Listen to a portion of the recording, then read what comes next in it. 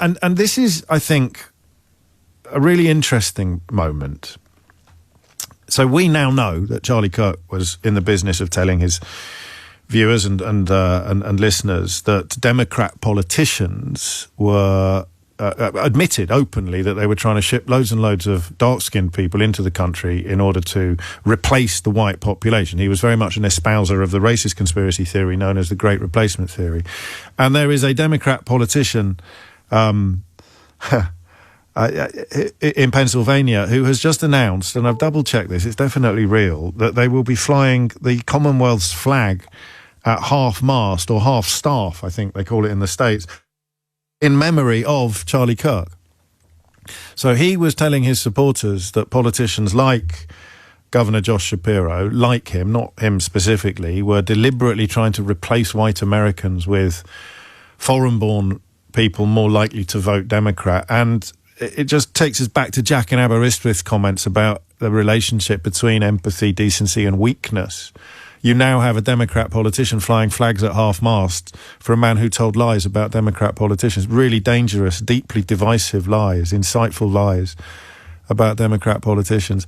It's as if they are trying so hard to disprove the lies being told about them that they end up becoming part of the problem, not part of the solution. I don't know what the answer to that is. It's probably the biggest political question of our age, but that is what is going to happen in Pennsylvania, as at the behest of a Democrat politician who almost certainly doesn't believe that black women don't have the brain processing power to be taken seriously, or that victims of rape should be forced to go full term and give birth to their rapist babies, or that the skin colour of a pilot should affect your confidence when you're on an aeroplane, or that Taylor Swift should submit to her husband, or that there is a sort of biblical justification for stoning gay people to death, and yet there he is.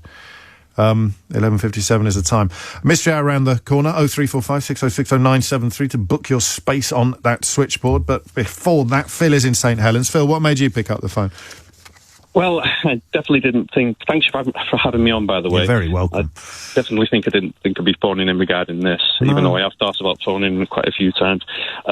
Charlie Kirk, right, I disagreed with much of what he says in the past. He was even evangelical Christian. I'm quite the anti-theist. Okay. So I would disagree. I disagree with absolutely everything. And I think a lot of his views were motivated by his religious belief. His daughter being raped and giving birth. I think he would have gone through with that because of his religious beliefs. Sure. Now, I disagree with a lot of what he said, but he did make some common sense arguments regarding men competing in women's sports, things like wokeism, which I am against. I think What is it? Wokeism? Yeah. Well, it started off with good intentions. It was... But what is it? What is wokeism? Yeah. Is it original meaning or what it means now? Well, what do you think it means?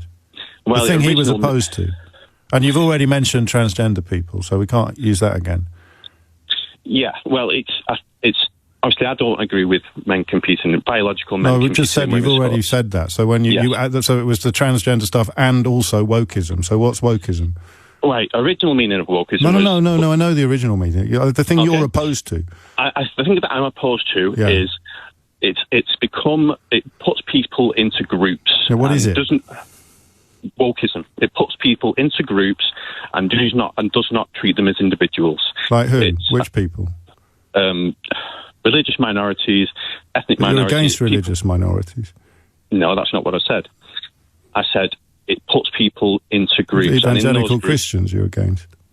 You could argue that. You said it? Sure. Yeah. You put them into that group yourself just then? Yes, well, in this country... So that doesn't work. So what else does wokeism mean? It does work. It does. I mean, they... So you're against the thing you did when you put all evangelical Christians in a group? No, it puts people into groups. Yeah, like evangelical Christians, but you're in favour of doing that because you just did it. So what else does wokeism mean? Yeah, and in those groups... hang on, I'm not... I mean, you can hear me. What does it mean, wokeism? Well, now I'm trying to explain what it means. Yeah. It's divisive. It no longer... It makes people resent... That's an adjective, not a noun. You can't just say it's this, it's that. What is it? I'm trying to explain. It's not. I can only explain it through what I'm saying. Yeah, that's what it's become. I can't. Words migrate. So people are put into groups, and in those groups they're made to feel oppressed, whether it's religious minorities, like evangelical Christians. Well, you can argue that if you want. Well, not arguing. I'm just pointing out you just did the thing that you claim to be opposed to, so that can't be the thing that you're opposed to because you're in favour of it because you just did it. So what is it that you're opposed to? What is the group you're really thinking of here that you feel is being unfairly maligned? The groups in just people are being treated not as individuals. Which people? My whole point of me phoning up really is because we've become so factionalised. Yeah, but which people are treated as if they're not individuals? People of religious minorities, and they're made to feel like they're oppressed even though they're not. Which people? Okay. Which religious minority? You could argue Muslims, Hindus, people of colour, people of transgenderism, gays. You know, we're all put into our little groups now. So wokeism attacks them, does it? No. Right. Wokeism defends them. Defends them and makes them feel like they're oppressed in some way. What's wrong? Well, they are. You've just attacked evangelical Christians and transgender people in the space of this conversation. So they are being attacked. So how can you be opposed to defending them? My point is, that you can attack.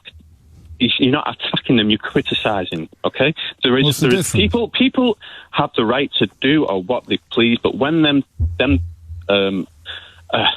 beliefs start impacting other areas negatively, how does that happen? biological men competing in women's sports. We said from the start when we were talking about what wokeism was, we'd already chalked up transgender people, so we're not having that one. What else is left? Okay, I'll give you an example. Yeah. Right, I'm quite outspoken in my anti-theism. I criticise Christianity and Islam in equal measure, but I could criticise Christianity all day long, and I don't get the pushback I get when I we're too nice to Muslims. When I criticise Islam, I don't criticise Muslims, I criticise the ideology. Okay. That's a distinct difference. Yeah. And I do not get the pushback from the left. And who pushes back against you when you do that? Yeah, well, if I criticise Christianity... No, who pushes back against you? Well, it is mainly people on the left.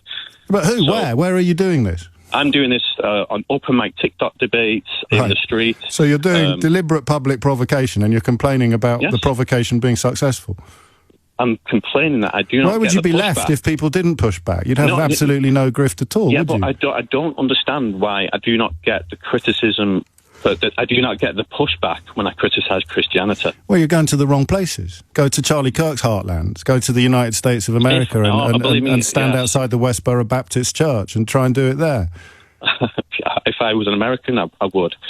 But I'm not. But there's probably places in this country that you could do it. Go and shout at people standing outside abortion clinics.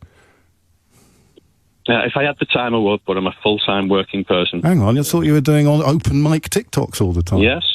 Well, go and do it outside an abortion clinic where people are citing their Christianity as a reason why. Because the people like J.D. Vance think they're on the same side as you. They're anti-woke, but they're in favour of people using their religion to intimidate young women outside family planning clinics. That makes me quite ideologically homeless. Get out there, mate. Take the fight to them. Seriously.